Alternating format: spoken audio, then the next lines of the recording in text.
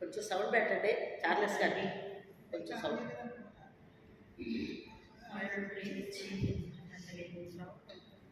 యోగ్యత లేని మమ్మల్ని మీ సన్నిధికి మీరు ఆకర్షించుకున్నారు అయ్యా.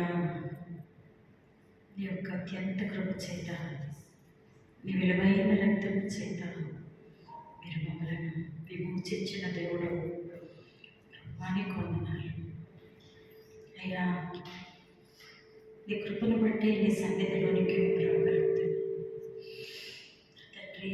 ఆ కృతజ్ఞత హృదయాలతో ఆయన మీ పరిపూర్ణ చిత్తాన్ని మా జీవితాల్లో గ్రహించి నెరవేర్చడానికి తగిన సామర్థ్యతను మీరు మాకు గ్రహించండి.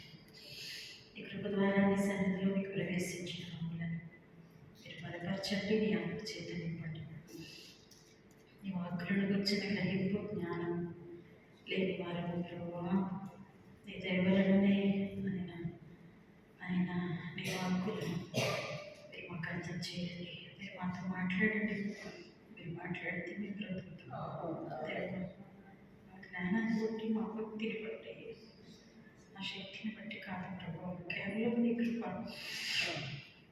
నాయన నీ ధర్మశాస్త్రంలో ఉన్న ఆశ్చర్యమైన సంగతులను గ్రహించడానికి మా కన్నులు తెరవండి.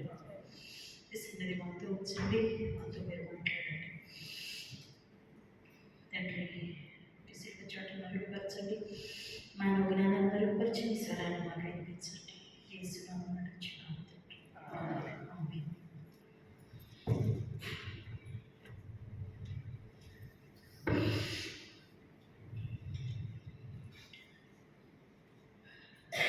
ఇక్కడ దేవుని వాక్యంలో ఆయన సన్నిధిని ప్రార్థించేవారు కావాలి.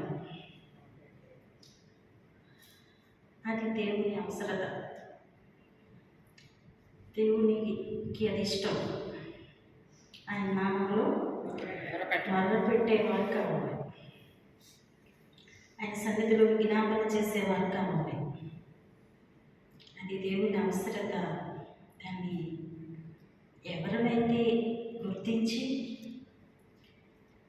అలాగే ఆయన సన్నిధిలోనికి రావడానికి, ప్రార్థించడానికి మనకు అర్హత లేదు, కానీ ఆయన ప్రాణిస్తున్నాడు కాబట్టి మనకి మొరపెట్టేటువంటి అవకాశాన్ని, ఆ ప్రేరణను కూడా దేవుడే మనకి ఇస్తున్నాడు.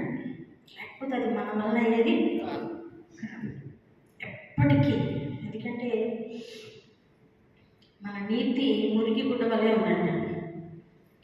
కాబట్టి మన మంచితనమో లేకపోతే మనం నీతి అనుకున్నదో, మనం మంచి అనుకున్నదే మురికి గుడ్డల్లో ఉన్నప్పుడు ఆయన సన్నిధికి ప్రవేశించడానికి మనకు అర్హత ఏదిచ్చి మనం ఆయన ఇది చెయ్యి ప్రభువా అని అడగలం. మంచి క్రియలే, నీతి క్రియలే ఎలా ఉన్నాయంట? మురికి గుడ్డలు.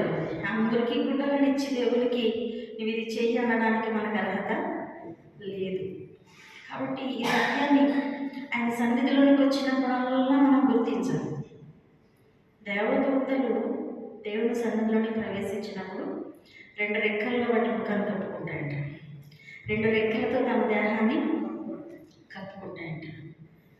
దేవదూతలే ఆయన సన్నిధిలో ప్రవేశిస్తున్నప్పుడు మరి మన జీవితాలకు ఆయన సన్నిధిలోనికి రావడానికి ఏ అర్హత, ఏ యోగ్యత మన జీవితాలకు లేదు. ఇది ఎల్లప్పుడూ మన జీవితంలో ఈ గ్రహింపు అనేది ఎప్పటికీ ఉండాలి. అయితే ఆ గ్రహింపుతో ఆయన సన్నిధిలో మనం ప్రవేశించడం అది మనకి దొరికిన ఒక గొప్ప భాగ్యం.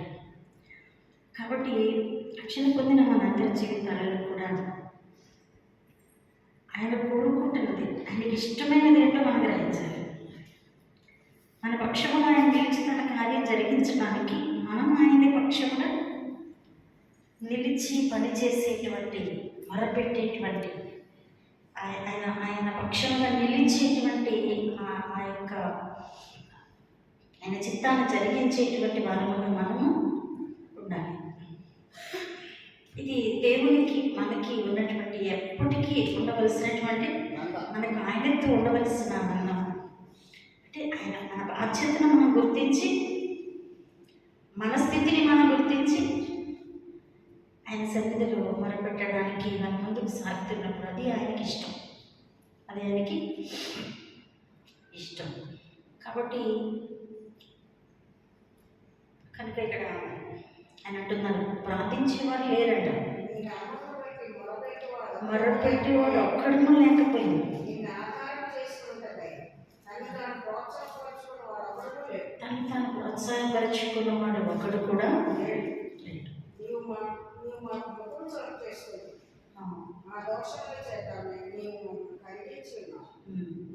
అంటే మనకి భూమి మీద మన జీవితంలో ఏ విధమైన నష్టము లేక శ్రమ లేక కష్టం సంభవించినా అది ఎందుకు అనే గ్రహింపు మన జీవితానికి కావాలి. చాలాసార్లు మనకి ఏదైనా కష్టం వస్తే వెంటనే నీ ఇంటి ప్రభు ఇలా చేసేవేంటి, లేకపోతే దేవుడు ఏదో చేయలేదు అనేటువంటి భావాలు వెంటనే వచ్చేస్తాయి. కానీ మనకు ఉండవలసిన గ్రహింపు ఏంటంటే మా దోషం.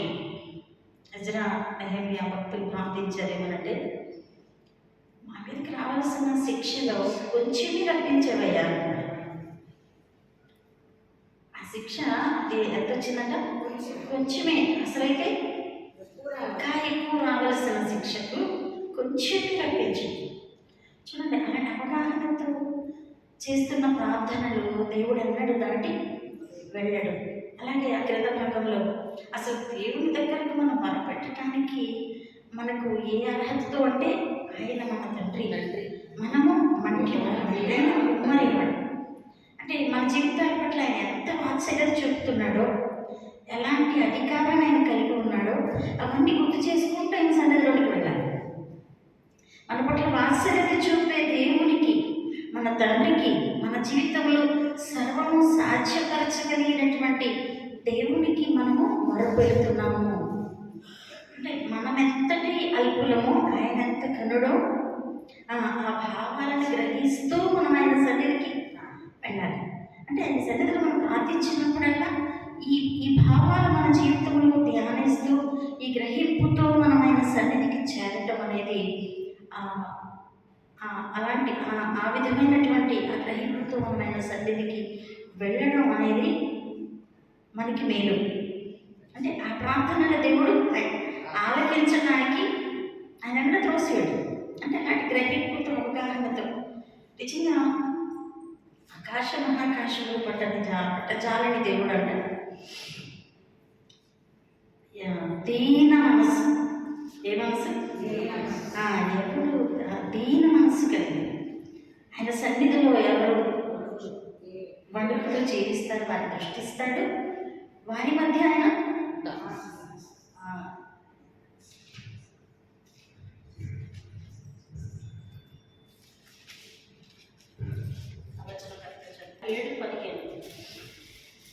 మహాకరుడును మహోన్నతుడును పరిశుద్ధుడును నిత్య నివాసి అయిన వాడిగా సెలవిచ్చుచున్నాడు. నేను మహోన్నతమైన పరిశుద్ధ స్థలములో నివసించువాడు, అయినను వినయము గల వారి ప్రాణములు జీవింపచేయుటకు, నలిగిన వారి ప్రాణములు జీవింపచేయుటకు, వినయము గల వారి యొక్క దీన మనసు గల వారి యొక్క నివసించుచున్నాడు. నిజంగా ఈ వచనాన్ని మనం ఆలోచిస్తే ఎంత గొప్ప దేవుడు, ఎలాంటి మహోన్నతుడు, ఎలాంటి పరిశుద్ధుడు, ఎలాంటి గొప్ప దేవుడు అంట. వినయము గల వారి యొక్క దీన మనసు గల వారి యొక్క ఆయన నివసిస్తున్నాడంట. నిజంగా అది దేవుడు మహోన్నతమైనటువంటి ఆయన మన మధ్యలో వసించడం అనేది మనకు దొరికిన గొప్ప భాగ్యం. ఆయన కోరుకుంటున్న ఏంటంటే వినయము గలవారు, దీన మనస్సు గలవారి యొక్క ఆయన నివసిస్తున్నాడు. కనుక మనము ఈ గ్రహింపుతో మనం చెప్పుకున్నట్లయితే దేవుని సన్నిధిలో ఆయన మనం వంటివారు, ఆయన కుమారి, ఆయన కుమారి, ఆయన ఇష్టం వచ్చినట్లు మనం చేయగలిగిన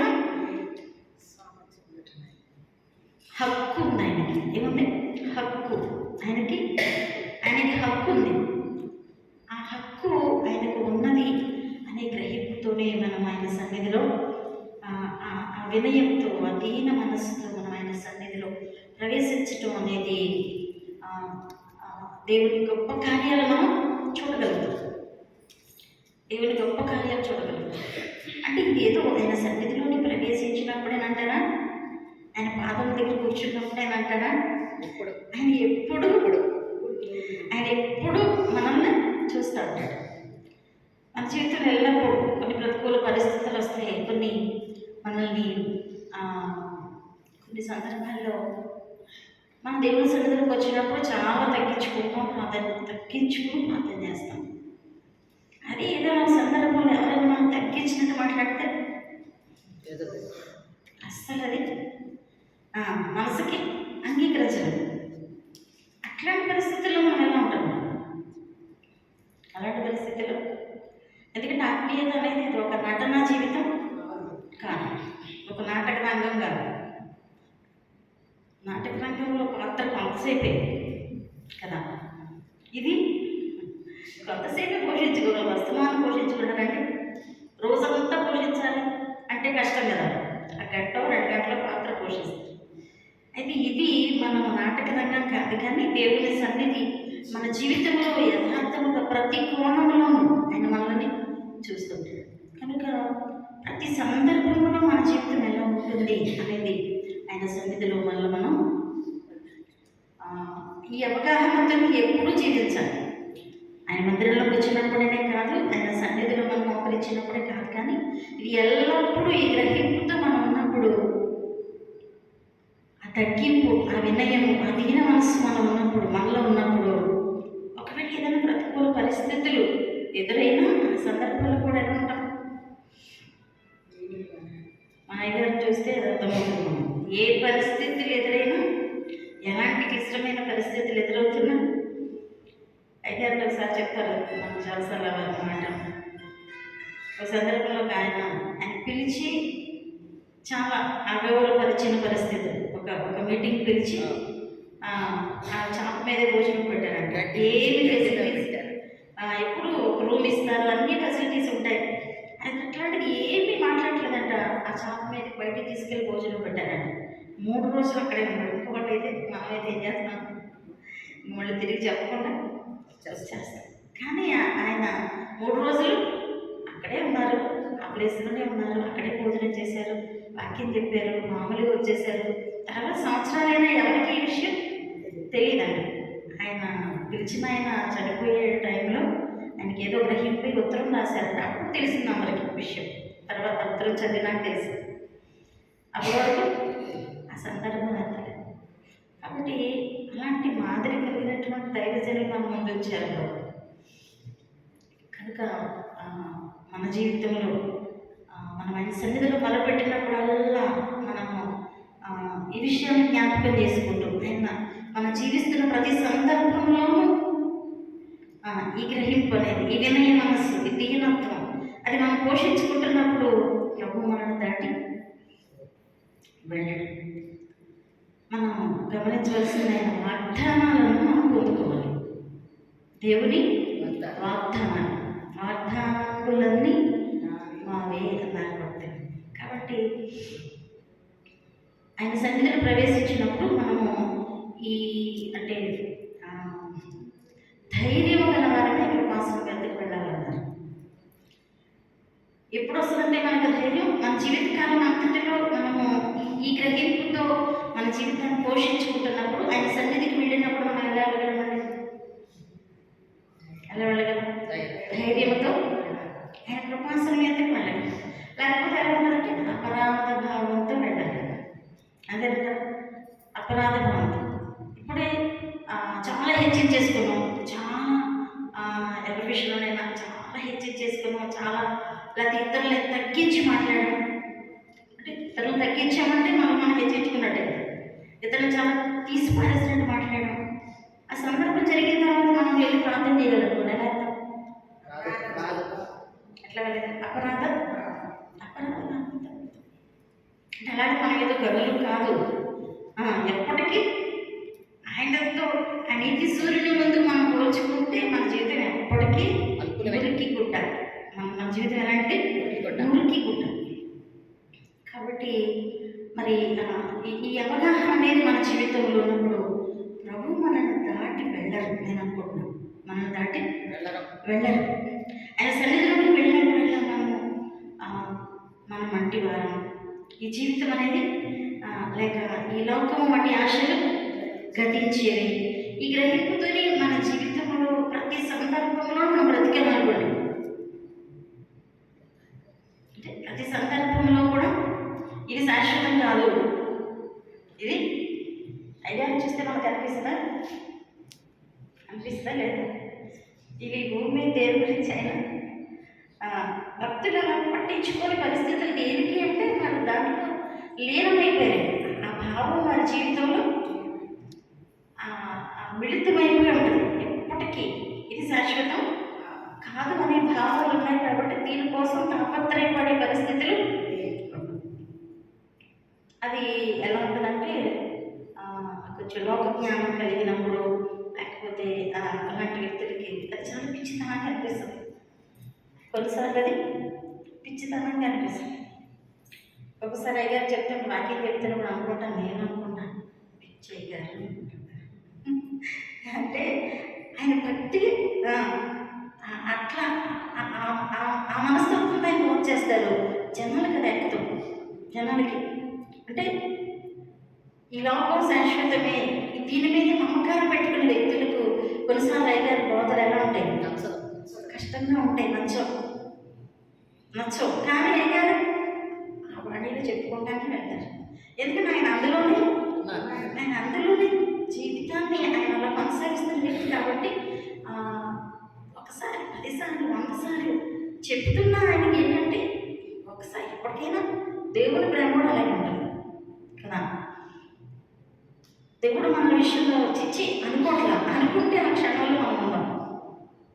మనం ఎన్నిసార్లు బలహీనంగా ప్రవర్తిస్తున్నాం, ఎన్నిసార్లు ఇక్కడ తగ్గించుకుంటాం, మళ్ళీ కాసేపు హెచ్చించుకుంటాం, ఇక్కడ ఇటు ఆత్మీయంగా కనిపిస్తాం, మళ్ళీ లోకంలోకి వెళ్తే శరీరానుసారమైన పరిస్థితులు వెంటాడుతుంటే అవి ఎక్కడో కనిపిస్తున్నా కానీ చిచ్చి అనుకోవట్లేదండి. ఇశ్రాయేలు విషయంలో నేను అనుకుంటాను, ఇశ్రాయేలు ఎన్ని మార్లు తప్పిపోయారండి, ఎన్ని మార్లు తప్పిపోయిన పరిస్థితులు. అప్పటికప్పుడు తప్పు చేసేవాళ్ళు మళ్ళీ వచ్చి మరలా నాకు పెట్టేవాళ్ళు. అసలు ఆయనకి ఏం రాదు చెప్పండి. ఆయన మరలా వెంటనే క్షమించుటకు సిద్ధ మనస్సు కలిగిన దేవుడు అంట. అలాగని ఆయన కృపలను ఆయన యొక్క మరి వాత్సల్యతను మనం ఏం చేయకూడదు, చులకన చేసుకోకూడదు. కాబట్టి ఆయన వాత్సల్యతను మనం గమనిస్తే అసలు ఆయన సన్నిధిలోకి వెళ్ళడానికి మనం తగిన వారం కాదు, అర్హులం కాదు, అయోగ్యులమైన మనకి ప్రభు ఇచ్చిన అవకాశం. ఆయన మనం కోరుకునేది ఏంటి అంటే దీన మనసు అంట. ఏం కోరుకుంటున్నాడు? దీన మనస్సు, వినయమ కలిగిన మనస్సు, దీన హృదయం. ఆ దీన హృదయంతో ఆయన సన్నిధిలో ఆయన కార్యాల కొరకు మొరపెట్టాలి. ఆయన పక్షంగా మనం నిలవాలి, కాబట్టి అలా మనం నిలిచినప్పుడు మన జీవితంలో ఆయన నేర్పించేది గొప్ప విశ్వాసాన్ని మనకి దేవుడు ఇస్తారంట.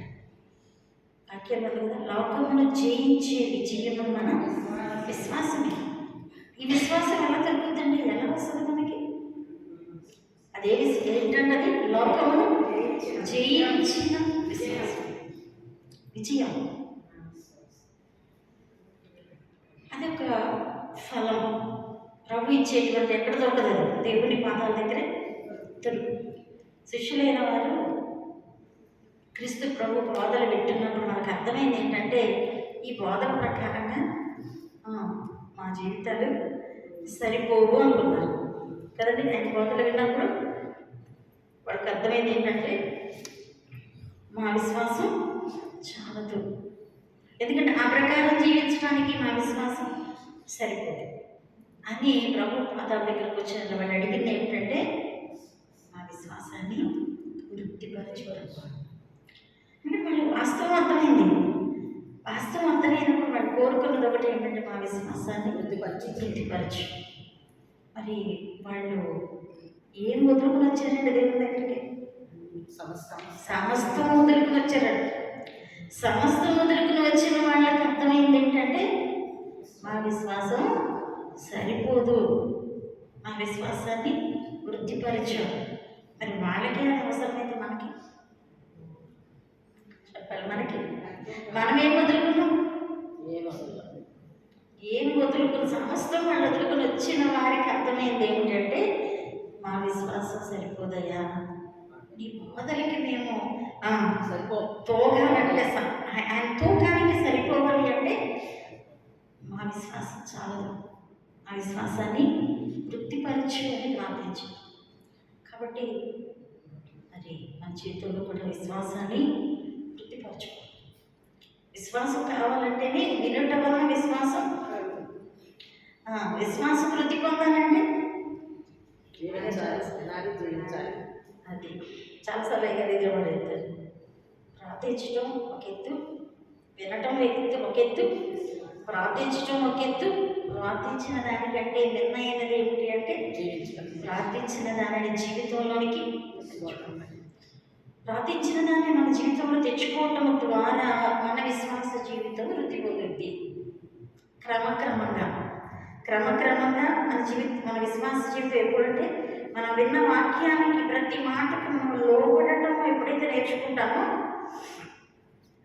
మన విశ్వాస జీవితంలో కొంచెం వృద్ధి పొందటం అనేది. ఎప్పుడైతే మనం వృద్ధి పొందుతూ ఉన్నామో ఇది వర్తిల్లుతా ఉన్నప్పుడు అంతరించిపోయేది ఏమిటి అంటే లోకం అనేది ఒకటే గుర్తు, అదే గొప్ప విజయం. లోకాన్ని జయించేటువంటి ఆ అర్థము, ఆ యొక్క ఆ విశ్వాసాన్ని ప్రభు మనకి నేర్పిస్తారు. ఈ విశ్వాసం పెరుగుతున్న కొలది ఏం పోవాలి? లోకం పోతుంది. ఒకటే గుర్తు. కనపడుతుందంటే లోకం మనలో కనిపిస్తుందంటే లేదు. విశ్వాసంలో పెరగకపోతే ఏది కనిపిస్తుంది? అయితే ఇది ఉండాలి, లేకపోతే. కాబట్టి ఈ సత్యాన్ని మనం గ్రహిస్తూ దేవుని వాక్యానికి పరిపూర్ణంగా లోబడుతున్నప్పుడు దేవుని వాగ్దానాలన్నీ మనమే. దేవుని వాగ్దానములన్నీ మనమే. నిజంగా మనం ఎలాగో లాస్ట్ కాదు, కానీ మనం సంపాదించుకోవాల్సింది, మన వెనకతనాలకి మనం విడవలసింది ఏంటంటే వాగ్దానాలు మనం పొందుకుంటే, మనం దేవుని వాగ్దానాలు పొందుకుంటే అవి ఎప్పటికీ వాగ్దానం ఇచ్చిన దేవుడు అంట, నమ్మదగిన దేవుడు. మా అమ్మగారికి అంత తెలీదు, ఊరికే మాన్యువల్స్ కూడా పొందలేము. కానీ దేవుని మీద ఆధారపడిన పరిస్థితులు ఉన్నాయి. ఆమెకి అంత తెలీదు, అంటే అంత జ్ఞానం తెలీదు.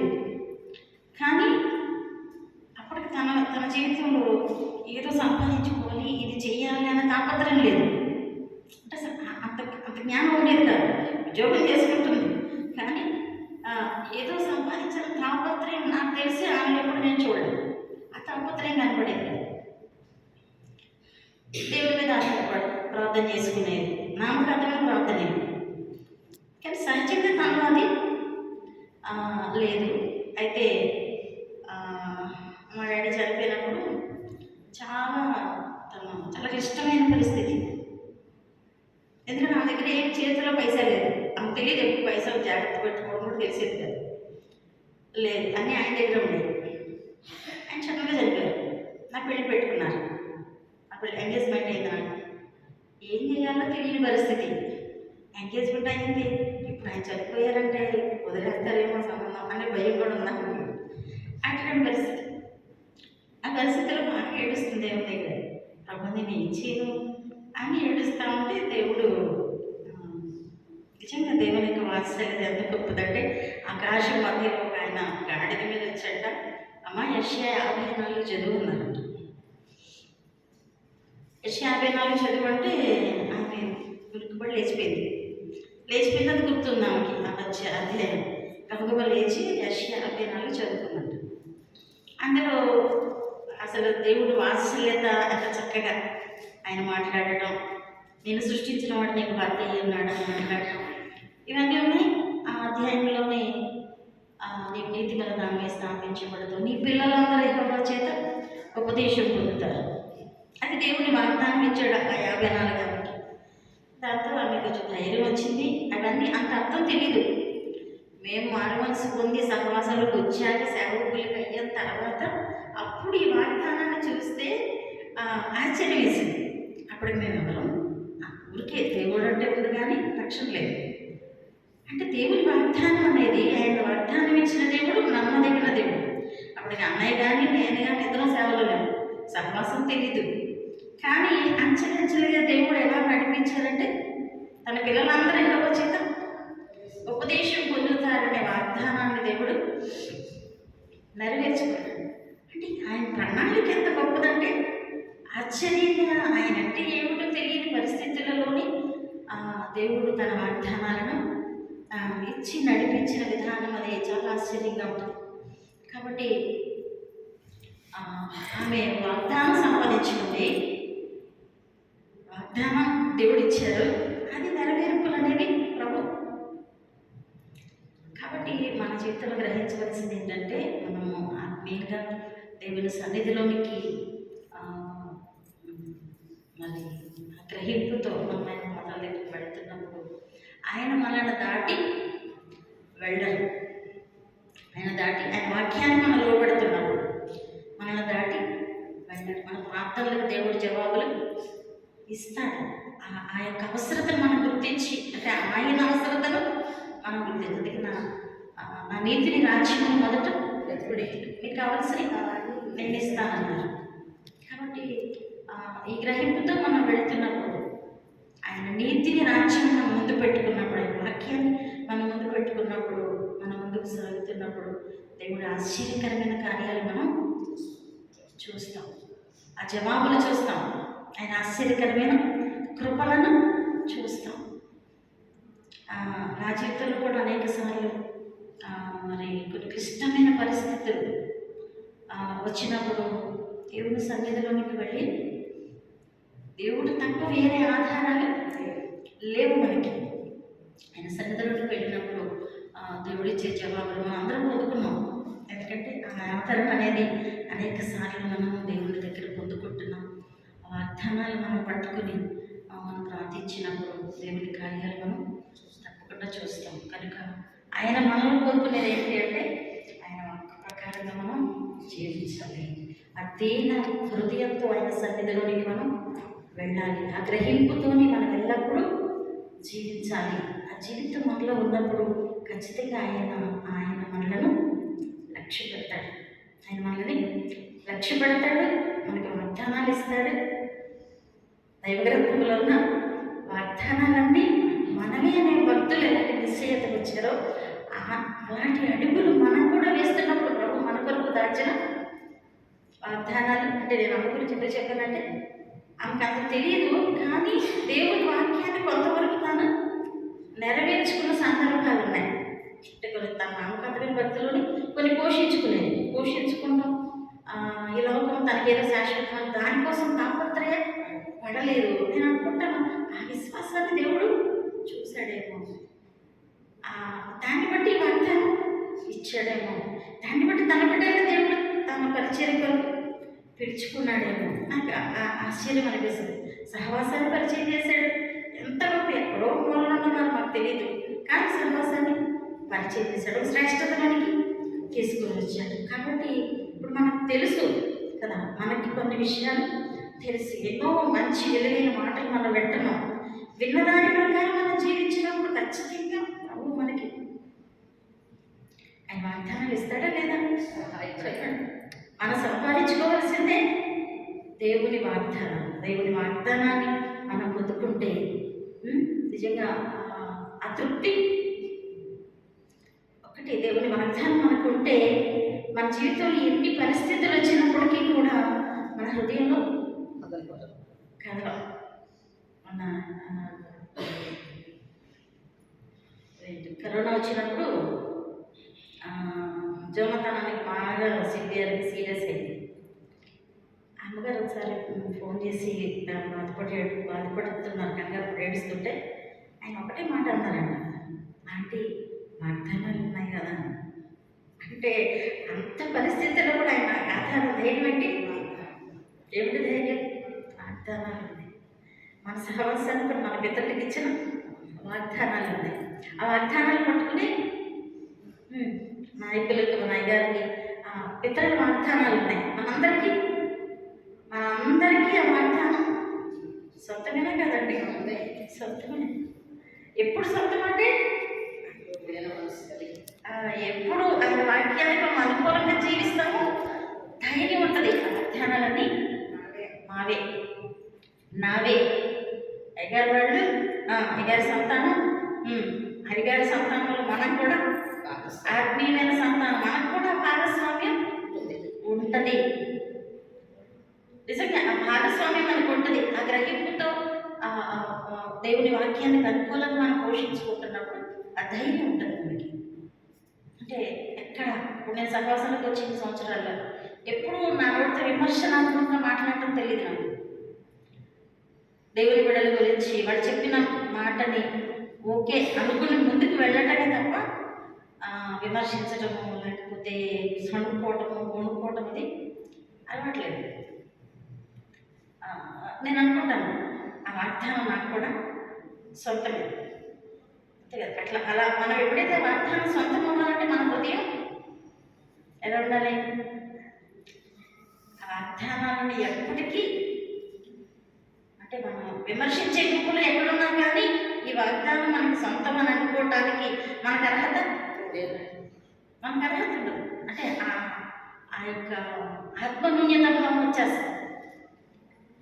కాబట్టి మన హృదయాన్ని భద్రంగా కాపాడుకుంటూ, పరిస్థితులు వస్తాయి, అనేకమైన సందర్భాలు ఎదురవుతాయి, గాలి విసిరి కొట్టిందన్నట్లుగా మనం మొత్తం పునాదితో సహా లేవేసే పరిస్థితులు ఎదురవుతుంటాయి. కానీ మరి దేవుని వాగ్దానాలు మనం గుర్తించినప్పుడు, దాన్ని మనం భద్రం చేసుకున్నప్పుడు, మన హృదయాలు భద్రంగా కాపాడుకున్నప్పుడు ప్రభు యొక్క కార్యాలు ఖచ్చితంగా మనం చూస్తాం. వాగ్దానములన్నీ మనవి కనుక నేను క్లిష్టమైన పరిస్థితుల్లో యెషయా 61వ అధ్యాయం దేవుడు వాగ్దానం ఇచ్చాడు. 61 అధ్యాయాన్ని పట్టుకుని ప్రార్థన చేసుకున్నాను. దరి కనపడదు, అంటే కలిచూపు మేరలో దరి లేదు. ఆ సందర్భాల్లో దేవుడు వాగ్దానాలు ఇస్తాడు. బూడిదకు ప్రతిగా పూదనము, దుఃఖములకు ప్రతిగా ఆనంద తైలము, భారభరితమైన ఆత్మకు ప్రతిగా స్థుతి వస్త్రమును వారికి ఇచ్చుటకును ఆయన నేను పంపియున్నాను. యెహోవా తను మహిమపరుచుకున్నట్లు నీతి అను మస్తకి వృక్షములనియు యెహోవా నాటిన చెట్లనియు వారికి పేరు పెట్టబడింది. మనుషులు మా దేవుని యాజకులను చెప్పుకుంటారంటే సేవ వాగ్దానం అది నాకు. అయితే చాలా ఇష్టమైన పరిస్థితుల్లో ఉన్నప్పుడు దేవుడు ఇచ్చిన వాగ్దానం అది. కానీ ఆ కష్టంలో ఈ వాగ్దానాన్ని చూసినప్పుడు ఇప్పుడు నేను అనుకున్నాను, ఈరోజు ఆ వాగ్దానాల ఫలితం చూస్తున్నాం. అంటే ఇది ఎప్పటికీ కొన్ని సంవత్సరాల క్రితం దేవుడు ఇచ్చిన మాట. ఆ టైంలో వాగ్దానాన్ని బట్టి బ్రతికిన సందర్భాలు ఎన్నో. వాగ్దానాన్ని బట్టి ఈ వాగ్దానం గుర్తు చేసుకుని ఎంత ధైర్యం వచ్చేది. చాలా బాధపడిపోయిందండి. ఆశతో దేవుని బాధపడి ఏడ్చేదాన్ని. మళ్ళీ వాగ్దానం దేవుడు గుర్తు చేసినప్పుడు 1000 ఏనుగులు బలం వచ్చేసేది. ఎంత బలమో కదా. మనం పాట పాడుకుంటాం, ఈ వాక్యమే నన్ను బ్రతికించాను. మనందరి జీవితాల్లో దేవుడు వాక్యం అలా బ్రతికించిన సందర్భాలు ఉంటాయి. ఖచ్చితంగా ఆ వాగ్దానాన్ని బట్టి బ్రతికిన సందర్భం. కానీ దేవుడు అసలు ఆశ్చర్యకరంగా వాటిని నెరవేరుస్తున్నటువంటి పరిస్థితులు. పాడైన పురాణాలు, పాడైన వాటిని బాగు చేస్తావు. అట్లా ఎంతోమంది జీవితాలను మరి కట్టబడటం అనేది దేవుడు తన కార్యాలను జరిగిస్తూ ఉంటాడు. కాబట్టి దేవుడి వాగ్దానాలు మన జీవితంలో చాలా ఆశ్చర్యకరమైనవి. అట్లాగే నాకు ఇచ్చిన వాగ్దానాలన్నీ గుర్తు చేసి నీ మధ్యలో అడుగుతున్నాను. వాగ్దానాలన్నీ ఎత్తి ప్రార్థన చేయాలని, రోజు వాగ్దానాలు ఎత్తి ప్రార్థన చేయటం అనేది మనం నేర్చుకోవాలి. నిజంగా దేవుడు తన కార్యాలను జరిగిస్తాడు. నాకు దేవుని వాగ్దానము నా పిల్లల కోసం నేను ప్రార్థన చేస్తున్నప్పుడు ప్రభు ఇచ్చిన మాట ఏంటంటే ఈ సంతతి వారిపై నా ఆత్మను కృపరిస్తానన్నారు. యవనస్తులుగా ఉన్నప్పుడు పిల్లల కోసం బాగా ఏడుస్తున్నాను. ఒక రాత్రంతా ఏడ్చాను. ఇంచుమించు 3:30 టైంలో దేవుడు ఇచ్చిన వాగ్దానం ఏంటంటే నీ సంతతి వారిపై నా ఆత్మను కృపరిస్తాను. అదే వాగ్దానం ఇప్పటికీ నేను ఎత్తి ప్రార్థిస్తాను. ఇక్కడ నా సేవలో కూడా నీ సంతతి వారికి నా ఆత్మను కృపరిస్తాను. నాకు ఆత్మ సంతానమైన నా పిల్లలు, ఈ ఆత్మ సంతానమైన పిల్లల కోసం కూడా ఇదే వాగ్దానం ఎత్తి ప్రార్థన చేసుకుంటాను నేను. అట్లా అలా నేను నా బిడ్డల కోసం ప్రార్థన చేస్తున్నాడు. సన్నీ కోసం సేవ టైం అయిపోతున్నట్టుందంట. తర్వాత సన్నీ సేవకు వెళ్తున్నప్పుడు శ్రీలంక అన్నారు. శ్రీలంక సేవ కంటే అసలు వాటి పరిస్థితులు చూస్తే చిన్నప్పటి నుంచి వాడి మనసు ఏంటంటే అన్ని సమృద్ధిగా కావాలి, అన్ని ఫెసిలిటీస్ కావాలి. అలాగే నేను ఎప్పుడు పిల్లలకి ఏమి సమృద్ధిగా ఇచ్చిన సందర్భాలు ఎప్పుడు లేవు. నాకు ఎక్కడ భయం ఎలా అంటే వాడికి చేతిలో డబ్బులు దొరికితే వాడికి విశ్వాసం రాదేమో, వాడి భక్తిలో సాగరేమో అనే భయం. ఎప్పుడు టైట్గానే ఉంచడం అలవాటున్నాను. నాకు దేవుని కార్యాలలో బిజీ అవుతూ ఇవి పక్కన పెట్టేస్తాను. పక్కన పెట్టడం అలవాటు. నేను సేవలోకి వచ్చాక నా పిల్లల కోసం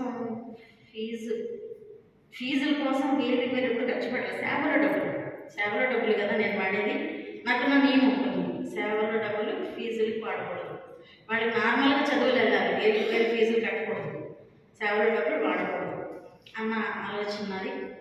ఒక కాసు బంగారం ఎప్పుడు కొనలా, సేవలో డబ్బులు ఉపయోగించి. అట్లా కొన్ని నియమాలు పెట్టుకున్నాను. నేను సేవలోకి వచ్చిన కొత్తలో నేను కొన్ని నియమాలు పెట్టుకున్నాను. అట్లాగే పెడతాను. అయితే వాడు చిన్నప్పటి నుంచి కొంచెం హైఫైగానే ఉండడం, ఆడికి చిన్నప్పటి నుంచి ఏదో ఒక పార్ట్ టైం చేసుకోవడం, ఆడికి కావాల్సిన డబ్బులు సంపాదించుకోవటం.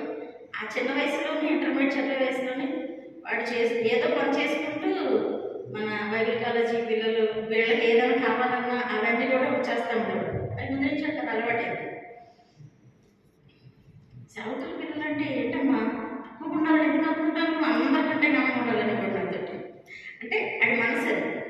మరి శ్రీలంక కల్చర్కి ఎలాగంటే అదంతా పేదదేశం, ఏమాత్రం చాలా ఇబ్బందులు పడాలి. వీడు మనస్తత్వం చూస్తే ఎట్లా ఉంది, ఎలాగెళ్ళగలడం అనుకున్నాను. అయితే నేను ఆ రాత్రి బాగా ఏడ్చాను. గొడవ ఉందని ఆ రోజు చాలా ఏడుస్తున్నాను. ప్రభు ఇంటికి పడే పరిస్థితి, అటుకు వెళ్తే ఎట్లా అటు పరిస్థితులు ఎట్లా ఉన్నాయి కదా, అటు మనస్తత్వం మీద నిలబడగలడా అంటే నాకు భయం. కష్టంలో అయితే నిలబడగలడు లేదు, ఎలా ఉంటాడు. రాత్రి తెల్లవారుజాము 4 గంటలకి నాకు దేవుడు మాట ఇచ్చారు. ఏంటంటే సొలొమోను దావీదుకి ఇచ్చినటువంటి వాగ్దానం. సొలొమోను గురించి దావీదు ప్రార్థన చేస్తున్నప్పుడు నేను అతనికి తండ్రిగా ఉంటాను, నాకు అతను కుమారుడే ఉంటాడు ఆయన వాగ్దానం ఇచ్చాడు. ఇక ఆ మాట పట్టుకున్నాను. నాకు చాలా చాలా ధైర్యం వచ్చేసింది, చాలా ధైర్యం వచ్చేది. ఇంకా ఆయన నేను నా తండ్రిగా ఉంటానన్నాడు, కుమారుడిగా ఉంటానన్నాడు. కాబట్టి ఇంకా నాకు భయం లేదు. ఆయన ఏదైనా ఆయన చూసుకుంటాడు అనే ఒక ధైర్యం. తర్వాత వివాహం కాకముందు చెప్తున్నాడు ఈ సందర్భం. తర్వాత వివాహం అయింది. ఎన్నో పరిస్థితుల్లో చాలా విషయాలు నేర్చుకుంటున్నాడు. నిలబడటానికి ప్రభు ఈ వరదలు వచ్చినప్పుడు కూడా వాళ్ళ మంచం కిందకి వచ్చేసిన నీళ్ళు తెల్లవాళ్ళు మంచం మీద అలాగే కూర్చున్నాడు. నైవి వాడు వేరే చోట ఉన్నారు, వీళ్ళు 3 మగపిల్లలు ఇంట్లో ఉన్నారు. మా మామగారు బావగారు తెలుసండి. ఇంకా నీటి మట్టం పెరిగితే నైట్ వెళ్ళటానికి అవకాశాలు లేని పరిస్థితి. ఆ ఇంట్లో మంచాల కింద కూడా వచ్చేసినాయండి. ఒక అడుగు దూరంలో ఉన్నాయి. ఇవన్నీ గుడుగు సౌండ్లు వస్తున్నాయి, పాములు వస్తున్నాయి, ఏమొస్తున్నాయో తెలియని పరిస్థితి. అట్లాంటి సందర్భంలో నేను ఒకటే వాగ్దానం గుర్తు చేసుకున్నప్పుడు చాలా ధైర్యం వచ్చింది నాకు. ఏమి ప్రమాదం ఉండదు, ప్రాణాలకి సేఫ్గానే దేవుడు ఉంచుతాడు అనే ధైర్యం. అట్లా క్లిష్టమైన పరిస్థితులు వచ్చినా వాగ్దానాలు మన దగ్గర ఉన్న మన జీవితంలో ఉన్నప్పుడు ఆశ్చర్యమైన కార్యాలు చూస్తాం. దేవుడు దైవం వాళ్ళు మరి తెల్లారికి కొంచెం నీళ్లు తగ్గిని అక్కడున్న వెళ్ళి ములిగిందని చుట్టుపక్కలన్నీ మునిగిపోతాయి. వాళ్ళందరికీ ఇంచుమించు 400-500 మందికి రోజు పార్సిల్స్ అయ్యి వాళ్ళకి సరఫరా చేస్తున్నారు. అంటే దేవుడు వాళ్ళని నిలబెట్టాడు, అనేకులకు ఆసరాగా ప్రభు నిలబెట్టుకున్నాడు. కాబట్టి మరి ఆశ్చర్యమైనటువంటి కార్యాలు, కొన్ని క్లిష్టమైన పరిస్థితుల్లో కూడా వాగ్దానం మనకు చాలా సంతోషం ఇస్తుంది, చాలా ధైర్యం ఇస్తుంది. కాబట్టి ఆ, నాకు ఇది ఇంతవరకు నా జీవితంలో నేర్చుకున్నది, భౌతికమైన అవసరాల కొరకు ఏది దేవుని సన్నిధిలో అడగటం అయ్యగారి దగ్గర నుంచి నేర్చుకున్నాం. అడగకూడదు. భౌతికమైన పరిస్థితుల గురించి ఆ చింత రాదు, ఆ బాధ లేదు. అడిగితే ఒకటే, దేవుని కార్యాల కోసం, ఆయన ఆత్మ కార్యాలైన రాజ్యం కొరకు వాటి కోసం దేవుని సన్నిధిలో మొరపెట్టడం తప్ప నా వ్యక్తిగతమైన అవసరాల గురించి ఎప్పుడు ఆయన సన్నిధిలో ప్రార్థించిన. ప్రభు ఆశ్చర్యకరంగా నేను ఆలోచించకపోయినా వాటి గురించి దేవుడు ఆలోచించి సమకూర్చి జరిగించిన పరిస్థితులు ఎన్నో ఉన్నాయి. కాబట్టి మరి దయచేసి మనం ఆయన సన్నిధిలో మనం ఎలా వెళుతున్నాం, ఆయన సన్నిధిలో మనం ప్రవేశించే విధానం ఎలా ఉంది, మన హృదయాలని భద్రంగా, పరిస్థితులు వస్తాయి కానీ హృదయాలు భద్రంగా కాపాడుకుంటాం అనేది మన బాధ్యత. మన హృదయాలు భద్రంగా కాపాడుకుందాం, దేవుని వాగ్దానాన్ని నమ్ముదాం, ఆయన గొప్పతనాన్ని, ఆయన సన్నిధికి రాణిస్తున్న ఆయన ఔన్నత్యాన్ని మనం ఎప్పుడు ఆ కృతజ్ఞత హృదయంతో ఆయన సేవిస్తూ మనం ముందుకు సాగుతున్నప్పుడు దేవుని వాగ్దానాలన్నీ మనకి ఈ మన పెళ్ళిళ్ళు అయిన తర్వాత వాడి వివాహాల కోసం దేవుడు ఆశ్చర్యకరంగా జరిగించాడు. దేవుని మరొక వాగ్దానం ప్రభు ఇచ్చింది ఏంటంటే, మన పిల్లల కోసం నేను ప్రార్థన చేస్తున్నప్పుడు వివాహాలైన ఆ బిడ్డల జీవితాలు దేవునికి అప్పగించుకును, ఆయన పని చేయాలి. నాకున్న ఆశ ఏంటంటే దేవుని పని చేయాలి. వాడు చిన్న పిల్లలప్పుడు నేను కోరుకున్నది, ప్రభు ఈ ఉద్యోగం కావాలి, ఈ చదువు చదవాలి అన్న ఆలోచన నాకు అది ఎప్పుడు రాలేదు. నేను ఏమడిగేదానంటే, ప్రభు ఈ పని చేయాలి, ఈ పని చేయడానికి వాళ్ళకి ఎంత చదువు కావాలో అంతే ఇవ్వు. వాళ్ళు బాగా చదివి వాళ్ళు నీ సేవ చేయడానికి వాళ్ళకి చిన్నతనం ఎందుకంటే మనం చూస్తాను. కొంతమంది తల్లిదండ్రులు మేము మొక్కుకున్నాము మా సేవ కోసం, నన్ను ఎప్పటికన్నా నేను అడుగుతున్నారు, నా కొడుకు అడిగాడు అన్న కూడా ఉన్నారు. అట్లాంటి వాళ్ళని చూసినప్పుడు నాకు భయం వేసేదేమో, మా పిల్లలు దేవుని పని చేయాలి. బాగా చదివి ఒకవేళ సేవ చిన్నతనం అవ్వకూడదు వాళ్ళకి. కాబట్టి ఒకవేళ అలా అయితే, ఎందుకంటే వాళ్ళ భవిష్యత్తు ఏంటో నాకు తెలియదు కదా, ప్రభువుకు తెలుసు. అది చివరి అంతమేట దేవుడికి తెలుసు. కాబట్టి అది దేవుడికి అప్పగించిన వాళ్ళు 2nd class, 3rd class, 4th class ఆ స్టేజ్లో నేను చేసిన ప్రార్థన ఏంటంటే, ప్రభు వాళ్ళకి ఎంత చదువు కావాలి అంతే ఇవ్వు, ఎంత జ్ఞానం కావాలి అంతే ఇవ్వు, వాళ్ళు మాత్రం నీ పని చేయాలి. అది ఒకటే నాకున్న కోరిక. దేవుడు ఆశ్చర్యకరంగా వాళ్ళకి ఎంత జ్ఞానం అందించాడు, ఎంతవరకు చదవాలి, సేవ చిన్న చూపు చేసే పరిస్థితులు లేకుండా ఉండాలి అనేది నా ఉద్దేశం. కాబట్టి దేవుడు అలా జరిగిస్తూ ఉన్నాడు. దేవుడు ఆ టైంలో నాకు ఇచ్చిన వాగ్దానం, దేవుడు నీ మీద ఉంచిన ఆయన ఆత్మయం, నీ నోట ఉంచిన ఆయన మాటలు, నీ నోట నుండి నీ పిల్లల నోటను, నీ పిల్లల నోటను దేవుడి వాగ్దానం. కాబట్టి నేను అనుకున్నాను, అప్పుడు నాకు ఆ మాట విన్నప్పుడు నాకు సంతోషం ఏంటంటే, 3 తరాలు ఆయన పనిచేసే భాగ్యాన్ని ఇచ్చాడని చాలా ఏడ్చాను, చాలా సంతోషించాను. నిజంగా నాకు దేవుడు ఇచ్చిన భాగ్యం అనుకుని దేవుడిని స్తుతించిన. నా జీవితం సరిపోదు ప్రభువా, నీ వాగ్దానాలకు నా జీవితం సరిపోయేది కాదు. అట్లా దావీదు తన కుమారుడి విషయంలో చేసిన ప్రార్థన ఏంటంటే, ఎంతగానో హెచ్చరించడానికి నేను ఎంతటి వాడినని. అట్లా నాకు ఆ వాగ్దానం ఇచ్చినప్పుడు నేను చాలా ఏడ్చాను దేవుని దగ్గర. 3 తరాలు దేవుని పనిచేసేటువంటి భాగ్యం ఇచ్చు అనేటువంటి ఆ కృతజ్ఞత హృదయంతో ఏడ్చిన సందర్భాలు ఉన్నాయి. ప్రజెంట్ సిచ్యుయేషన్ 5 సంవత్సరాలు అయింది, అది పిల్లలు లేనంత వరకు. కానీ నాకున్న ధైర్యం ఏంటంటే, ఆ వాగ్దానాన్ని గుర్తు చేసుకునే ధైర్యంగా ఉంటుంది. ఎందుకంటే ప్రభు తప్పకుండా ఆయన పని చేయడానికి, ఆయన పని దేవుని రాజ్యం కట్టడానికి దేవుడు ఇచ్చిన వాగ్దానం ఏంటి, నీ నోట నీ మీద వచ్చే ఆత్మ నీ పిల్లల నోట ఉంచుతాను అంటే ఖచ్చితంగా వాళ్ళ సేవలో నేను నా పిల్లల కోసం అడిగాను సేవ చేయాలని. దేవుడు ఆడపిల్లల తర్వాత కూడా సేవ చేస్తారని వాగ్దానం ఇచ్చాడు. ఖచ్చితంగా దేవుని కార్యాలు గొప్పవి, ఆశ్చర్యమైనవి. అయితే అది నెరవేర్చడానికి కొన్ని క్లిష్టమైన పరిస్థితులు మన జీవితంలో ఎదురైనా ఆ ధైర్యంతో బ్రతికిన సందర్భాలు ఉంటాయి. కనుక మరి మనం గమనించవలసింది దేవుని సన్నిధిలో మనం ఎలా వెళుతున్నాం, ఆయన సన్నిధిలో మన హృదయాన్ని ఎలా కాపాడుకుంటున్నాం, ఆయన వాగ్దానాలను మన జీవితంలో సంపాదించుకోవడానికి వాక్యము కంటే ఏది మనకి మిన్నయింది. నేను చాలాసార్లు చెప్తాను, ఆత్మను గురించి అడుగుతాం మనం. నీ ఆత్మను అడుగు వాడిని చేయిస్తానన్నావు కదా, ప్రభువుని అడుగుతాం. కానీ అది ఎలా ఇస్తాడు అంటే దేవుడు ఆయన ఆత్మ కంటే విలువైనది మన జీవితంలో ఏది ఉండదు. అవునండి, దేవుని ఆత్మ కంటే విలువైనది మనం దేనిని మనం ఏది హెచ్చరించుతున్నామో ఆయన తెలుసు. అంతే కదా, ఇప్పుడు ఉన్నప్పుడే కాదు కదా, మనం ప్రతి సందర్భంలో మనం ఏది హెచ్చరించుతున్నామో ఆ ఫలవానికి బట్టి తప్పకుండా దేవుడు కార్యం జరుగుతుంది. కనుక ఆయన ఆత్మను అడుగుతున్నప్పుడు మనం ఆ ఆత్మ కంటే ఏది మనం ఎక్కువ కాదు అన్నప్పుడు ఖచ్చితంగా ఆయన ఆత్మ మనకి ఇస్తాడు. అవునంటారా? ఆయన ఆత్మను అడుగుతున్నాము, మన ఆత్మ కంటే విలువైంది మన జీవితంలో ఏదైనా ఉందనుకోండి, అవి ఆ నెరవేర్పు అంటే చెప్పింది అర్థమైందా? అది మనం చూడలేం. కాబట్టి ఈ గ్రహింపు మన జీవితంలో ఎల్లప్పుడూ కలిగి ఉండాలి. ఆ గ్రహింపుతో ఆయన సన్నిధిలోకి వెళ్తున్నప్పుడు దేవుని ఆశ్చర్యకరమైన శక్తిని మనం చూస్తాం. మనకి ఇతరులకిచ్చిన వాగ్దానాలు వాటన్నిటిని మనం పొందుకుంటాం.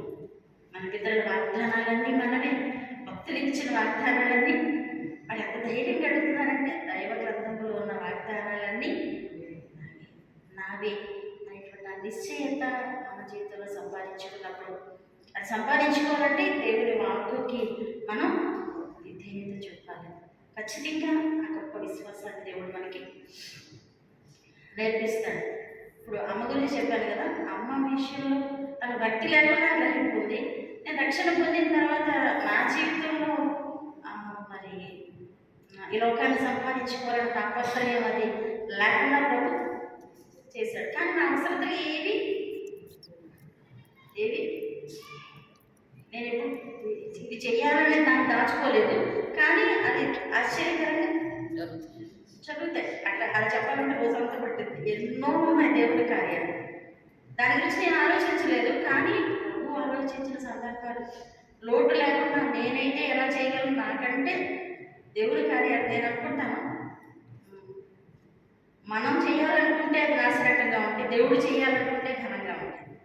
అవి చాలా రాజుగారి బహుమానం ఇవ్వాలంటే ఆయన తగ్గట్టు ఇస్తాడంట. అట్లా దేవుడు చేయాలంటే ఆయనకి తగ్గట్టే ఘనమైనవి చేస్తాడు. అది మనం నమ్మగలిగితే దేవుని ఆశ్చర్య కార్యాలు చూస్తాం, ఆశ్చర్యమైన ఫలితాలు చూస్తాం. కాబట్టి మరి అలాంటి గ్రహింపుతో ఆయన సన్నిధిలోకి వెళదాం. దేవుని కార్యాల కొరకు ప్రార్థించవలసిన అవసరత ఉన్నది, దేవుని రాజ్యం కొరకు ప్రార్థించవలసిన అవసరత ఉన్నది. బాధ్యతలన్నీ రక్షణ పొందిన మన భుజాలపై ఉన్నాయి. కాబట్టి ఆ బాధ్యతతో మనం వెళుతున్నప్పుడు మన కుటుంబాలలో కానివ్వండి, మన యొక్క సరిహద్దు ఎన్నో తల్లి ప్రార్థన చేస్తుంది, అడుగుతుంది ప్రార్థన చేయమని. అడిగితే నేను చెప్పాను, మన గిన్నె నిండి నిండకుండా పర్లేదు కదా. మన ఆత్మీయతకి సరిపోని పరిస్థితులు ఉంటే అది నిండి పొర్లి ప్రవహించాలంటే అది సరిపోతుంది. కానీ మన రక్త సంబంధాలు, మన బంధుమిత్రులు, మన చుట్టూ ఉన్నవారు ఎంతోమంది ఉన్నారు. వాళ్ళందరి కొరకైన బాధ్యత మనపై ఉంది. వాటి కోసం ప్రార్థించవలసిన అవసరత, ఆ రాజ్యభారంతో, దేవుని హృదయ భారంతో ప్రార్థించవలసిన అవసరత ఉంది. అలాంటి సహాయకులు ఆయన కావాలంట, అది ఆయన కోరుకుంటుంది. కాబట్టి అలాంటి గ్రహింపుతో మనం ఆయన సన్నిధికి వెళుతూ ఆయన కార్యాభివృద్ధి కొరకు ఆ శక్తులపై మనం ప్రార్థిస్తున్నప్పుడు సంఘము, స్త్రీల సమాజము సహవాసానికి, సంఘానికి వెన్నెముక లాంటిది. కాబట్టి మన అందరి ప్రార్థనలు అవసరం.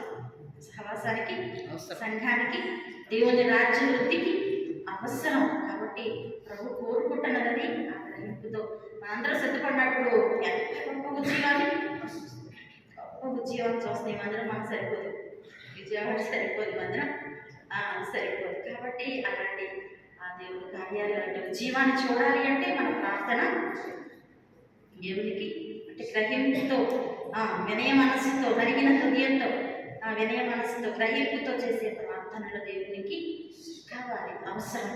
కనుక ఆయన రాజ్య వృత్తికి మన ప్రార్థనలు అవసరం. ఆ గ్రహింపుతో ఆయన వాగ్దానాలను పొందుకొని మన కుటుంబాలతో మనము దేవుని ఆరాధిస్తూ అనేకులను దేవుని రాజ్యానికి త్రిప్పటానికి మనందరి జీవితాలు సాధనాలుగా వాడుకుంటాడు దేవుడు. కనుక ఈ గ్రహింపుతో ఆయన సన్నిధిలోకి వెళదాం. వెళ్ళిన ప్రతి సందర్భంలోనూ మన కార్యాన్ని చూస్తామనేటువంటి నిశ్చయత అనేది మనకి కలుస్తుంది.